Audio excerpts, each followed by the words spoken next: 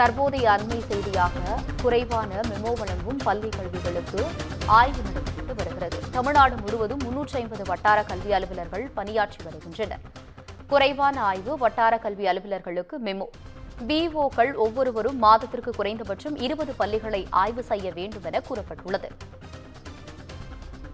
தற்போதைய அண்மை செய்தியாக வட்டார கல்வி அலுவலர்களுக்கு மெமோ அனுப்பப்பட்டுள்ளது. குறைந்த எண்ணிக்கையில் பள்ளிகளை ஆய்வு செய்யும் வட்டார கல்வி அலுவலர்களுக்கு மெமோ வழங்கப்படும் என எச்சரிக்கை விடுக்கப்பட்டுள்ளது. குறைவான ஆய்வு நடத்தும் பள்ளி அலுவலர்களுக்கு மெமோ வழங்கப்படுவதாக கூறப்படுகிறது. இதுகுறித்து கூடுதல் விவரங்களுடன் இணைகிறார் எமது செய்தியாளர் கீதன். வணக்கம் கீதன், உங்களுடைய கூடுதல் விவரங்களை சொல்லுங்க.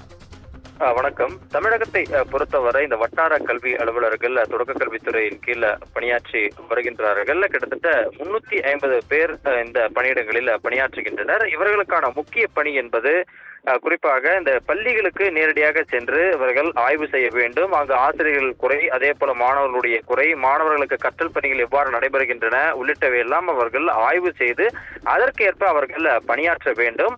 ஆனால் கடந்த சில ஆண்டுகளாகவே இவ்வாறு இருக்கக்கூடிய இந்த வட்டார கல்வி அலுவலர்கள் மாதத்தில் ஒரு 5 பள்ளிகள் என்கின்ற அளவிலும் சிலர் பள்ளிகளை ஆய்வு செய்யாத நிலையும் தொடர்ந்து இருந்து வருகின்றது.